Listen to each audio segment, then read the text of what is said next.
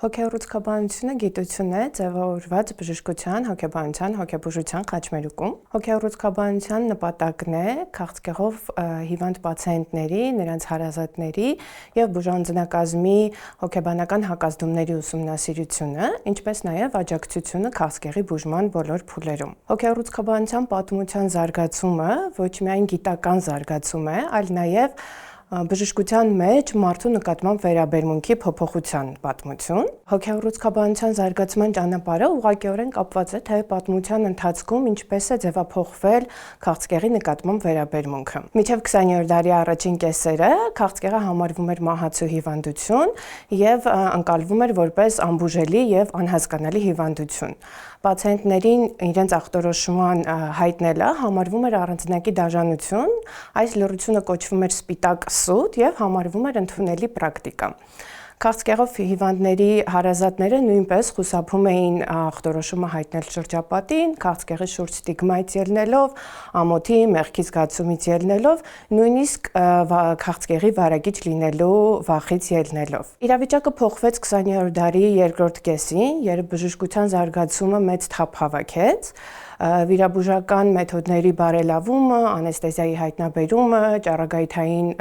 թերապիայի եւ քիմիոթերապիայի միացումը քաղցկեղի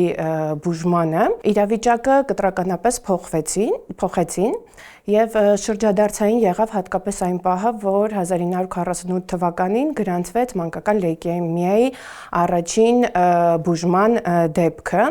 եւ գնալով բուժման դեպքերը ավելացան, նույնիսկ հայտնի մարդիկ սկսեցին խոսել իրենց հիվանդության եւ բուժման մասին։ 50-ական թվականներին այս ֆոնի վրա ստեղծվեց քաղցկեղի ամերիկյան միությունը, որը մեծ աշխատանք էր տանում քաղցկեղի շուրջ իրազեկման մասին, փորձելով փոխել պատկերացումները քաղցկեղի վերաբերյալ։ Այս ամենը մի փոքր նպաստեց քաղցկեղի շուրջ որոշակի լավատեսության ստեղծմանը։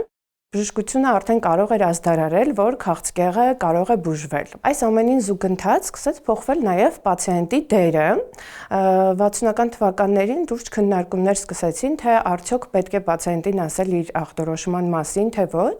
եւ եթե 60-ական թվականների սկզբերին բժիշկների մեծամասնությունը կարծում էին, որ պետք չէ ասել, արդեն 1-2 տասնամյակ անց հետազոտությունները ցույց էին տալիս, որ բժիշկների մեծ մասը հակված է պացիենտին ասելու իր հիվանդության մասին։ Սրան զուգընթաց նաև հիվանդանոցում հայտնվեցին կամավորներ, նախկին բուժված պացիենտներ, ովքեր գալիս հանդիպում էին ներկայումս բուժվող պացիենտների հետ, նույնիսկ իրականացնում էին փոքր աջակցման խմբեր։ Սրանք այդ ժամանակ կարելի է ասել, որ հոգեբանական աջակցության ոչ ֆորմալ առաջին ձևերից էին, որը այժմ էլ շատ կարևոր է։ Աստիճանաբար հոգեբանների ուշադրությունը սկսեց սևեռվել քաղցկեղի թեմայի շուրջ։ Հոգեբանները այդ ժամանակ փորձում էին քաղցկեղի առաջացման հիմքում տեսնել եւ գտնել հոգեբանական գործոններ։ Դա հատկապես ակտուալ էր հոգեվերլուծական համայնքի շրջանակում։ Առհասարակ հոգեվերլուծաբանները միտում ունեին բացատրելու ֆիզիկական հիվանդությունները հոգեբանական պատճառներով, հատկապես եթե այդ պատճառները անհայտ էին, եւ գուցե այլ հիվանդությունների դեպքում դա կարող էր ակտուալ լինել, բայց քաղցկեղի դեպքում այդքան էլ այդպես չէր։ Բազմաթիվ հետազոտություններ ու ուսումնասիրությունները, որ նրանք փորձում էին իրականացնել եւ ռետրոսպեկտիվ հետահայաց կերպով փորձել գտնել այն հոգեբանական խնդիրները, որոնք նախորդել էին հիվանդությանը, այնուամենայնիվ նրանք այդպես էլ չկարողացան ապացուցել, որ քաղցկեղի հիմքում ընկած են հոգեբանական պատճառները։ Այսինքն գիտությունը աստիճանաբար սկսեց հեռանալ քաղցկեղի նյարդերից է գաղափարից եւ այն թյուրըմբռնումը հոգեառուցքաբանության շուրջ, որը այսօր էլ առկա է, որ քաղցկեղը առաջանում է ստրեսից, դեռևս հերքվել է նախորդ դարի 60-70-ական թվականներին եւ այդ ժամանակ էր, որ շեշտը սկսեց դրվել ոչ թե այն հոգեբանական գործոնների վրա, որոնք առաջ են բերում քաղցկեղ, այլ քաղցկեղի հետևանքով առաջ եկող հոգեբանական խնդիրների վրա եւ այստեղ է, որ մեծ նշանակություն ուներ նաեւ հոգեբանական աջակցությունը։ Ախտորոշման մասին խոսելու այդ դեբատները Հանգեցրին նաև մի կարևոր փոփոխության, այն է պացիենտների հետ ավելի բաց հաղորդակցությանը, ավելի ակտիվ հաղորդակցությանը։ Այստեղ հեղափոխական դեր ունեցավ շվեյցարիա-ամերիկացի հոգեբուժ Էլիզաբետ Kübler-Rossը, ով թերևս առաջիններից էր, որ սկսեց ուղղակի խոսել մահամերձ պացիենտների հետ եւ իր այդ զրույցների արդյունքները, իր զրույցների արդյունքում ձեռք բերված փորձառությունը Kübler-Rossը ամբողջականացրեց պատմության մեջ շատ հայտնի մահվան եւ մահանալու մասին գրքի մեջ, որը նա հրատարակեց 69 թվականին։ Այդ գրքում նա խոսում էր մի կարևոր գաղափարի շուրջ, այն է, որ ծանր հիվանդության եւ մահվան ընդունումը միանգամից տեղի չի ունենում, այն ընդունման ճանապարհին մարդը անցնում է որոշակի փուլերի հաջորդականությամբ եւ նա առանձնացրեց 5 հիմնական փուլ՝ ժխտում, զայրույթ, առևտուր, ագրեսիա եւ ընդունում։ Այս փուլերը բավականին հանրահայտ են եւ այժմ նաեւ կիրառվում են բազմաթիվ այլ ոլորտներում, երբ մարդը ուզում է բացատրել որևիցե բան ընդունելու գործընթացը։ Կարևոր է նշել, որ այս փուլերի հերթականությունը անպայման չէ, որ յուրաքանչյուր մարդ անցնի եւ պետք է հաշվի առնել, որ յուրաքանչյուր մարդու ճանապարհը յուրովի է։ Սա այն հիմնական քննադատություններից էր, որ Kübler-Rossի առաջարկած մոդելը ենթարկվեց, բայց չնայած այս քննադատություններին Kübler-Rossի աշխատանքը հեղափոխական էր այդ ժամանակվա համար, որովհետեւ առաջին անգամ բժշկությունը սկսեց լսել պացիենտի ներքին փորձը։ Kübler-Rossը շատ էր խոսում նրա մասին, որ պացիենտները կարիք ունեն խոսելու իրենց վախերի մասին, որ իրենք հասկանում եւ զգում են, նույնիսկ եթե իրենց չեն ասում իրենց ախտորոշումը, իրենք կարիք ունեն ոչ միայն բուժված լինելու, այլ նաեւ լսված լինելու։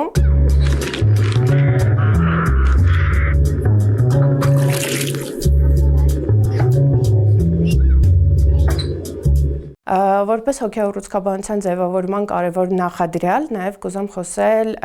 բրիտանացի բուժքույր Սեսիլի Սոնդերսի մասին, ով նույնպես աշխատում էր մահամերձ հիվանդների հետ 50-60-ական թվականներին եւ նա իր աշխատանքի ընթացքում նկատում էր, որ երբ պացիենտները ցավ են ունենում, երբեմն այդ ցավը կարող է կառավարվել կախված նրանից, թե ինչ հուզական վիճակում է գտնվում մարդը եւ Սեսիլի Սոնդերսը առաջիններից էր, ով սկսեց նկարագրել ցավի բազմաշերտ լինելը եւ համակարգային կերպով սկսեց նկարագրել հոգեբանական հոգեվոր տառապանքը եւ իր բոլոր այս գաղափարները ամբողջականացրեց տոտալ, այսինքն ամբողջական ցավ հասկացության մեջ, որը նշանակում է, որ ցավը ունի 4 հիմնական բաղադրիչ, ոչ միայն ֆիզիկական, այլ նաեւ հոգեբանական, հոգեվոր եւ սոցիալական։ Այս ամեն ինչը հոգեառուցքաբանության ձևավորման համար կարևոր նախադրյալներ սկսեցին հանդիսանալ եւ 70-ականներին արդեն հոգեառուցքաբանությունը սկսեց զարգանալ որպես գիտության առանձին ոլորտ։ Հոգեառուցքաբանության հիմնադիրը մայրը համարվում է ամերիկացի հոգեբուժ Ջիմի Հոլանդը,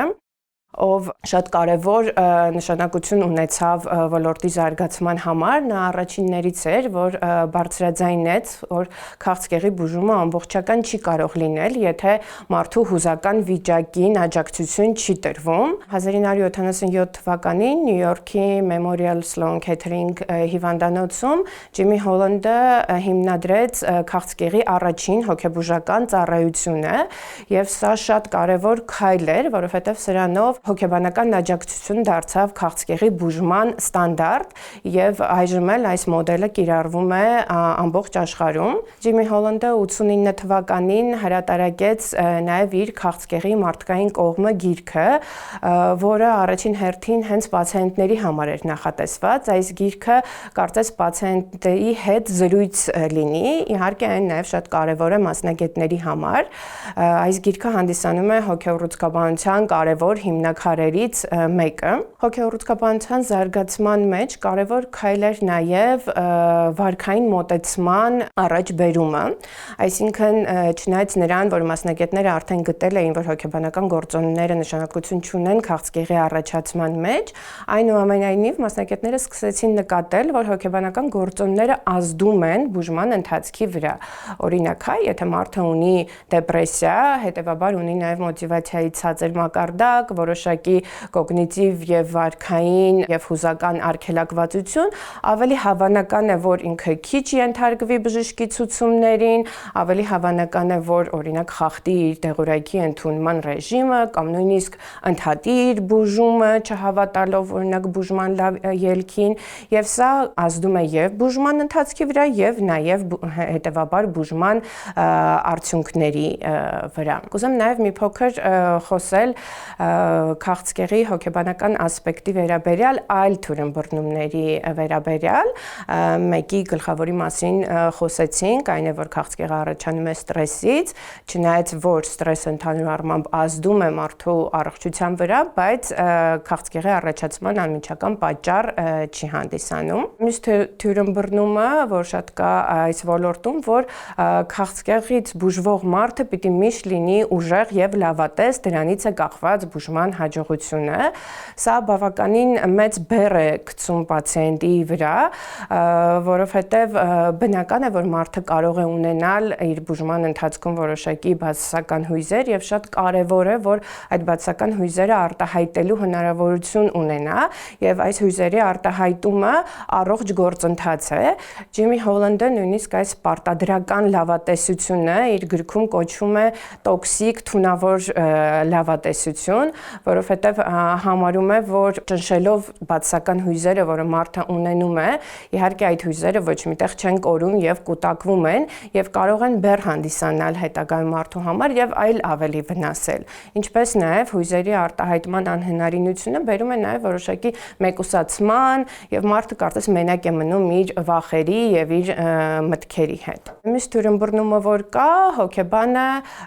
պետք է աշխատի միայն ծանր դեպքերում, հիվանդության ծանր փուլերում, սա էլ այդպես չէ, հոգեբանը կարող է աշխատել բուժման հենց սկզբից, նույնիսկ ախտորոշման պահից սկսած եւ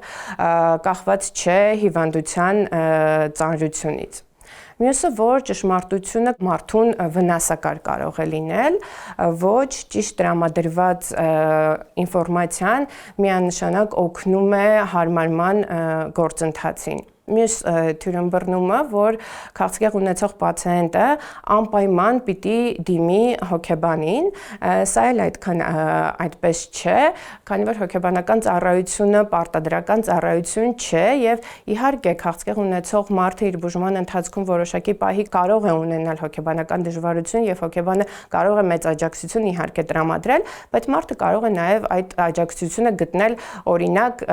բուժված պացիենտի հետ շփվելով կամ իր ընկերների հետ շփվելով կամ յոգայով ու մեդիտացիայով զբաղվելով եւ անպայման չէ, որ պարտադիր կերպով մարդը դիմի հոգեբանին։ Մյուս թյուրըմբռնումը այն է, որ պացիենտը ոչ միայն պիտի իմանա տրամադրվող ինֆորմացիան, այլ նաև պիտի անպայման լավ հասկանա ամեն ինչ, թե ինչ է իր հետ կատարվում։ Այո, պացիենտը իրավունք ունի իմանա ամբողջ ինֆորմացիան, բայց պացիենտը հոգեբանական պատճառներից ելնելով, այսպես ասած, ճակերտավոր կարող է եւ իրավունք ունի չհասկանալ իրավիճակը, որովհետև այդ պահին գուցե իր հոգեկանը պատրաստ չէ ընդունելու եւ մարսելու այդ ինֆորմացիան։ Իհարկե, խոսքը չի գնում, երբ բուժման որոշման հետ կապված ինչ-որ կարևոր շրջան է։ Մյուս թյուրըմբռնումը, որ քաղցկեղով պացիենտի հետ անպայման միշտ պետք է խոսել իր հիվանդության եւ անալիզների արդյունքների մասին եւ հիվանդության ընթացքի մասին։ Սա էլ այդքան այդպես չէ, որովհետեւ քաղցկեղ ունեցող մարդը գտնվում է իր բուժման ընթացքում, բայց նա միևնույն ժամանակ ապրում է եւ կարիք ունի խոսելու նաեւ այլ թեմաների շուրջ, որոնք բոլորովին կապ չունեն իր հիվանդության հետ։ Ամփոփելով, կարծում եմ, որ հոգևոր ուսուցկաբանությունը նպաստեց ժամանակակից բժշկության կարևոր սկզբունքներից մեկի ձևավորմանը, այն է մարդակենտրոն մոտեցում, ըստ որի ախտորոշման հետևում գտնվում է մարդը եւ բուժման կենտրոնում պիտի գտնվի մարդը իր կարիքներով, իր հույզերով, իր մտքերով եւ բժշկությունը չպիտի տեսնի միայն ախտորոշումը, այլ նաեւ պիտի տեսնի մարդուն։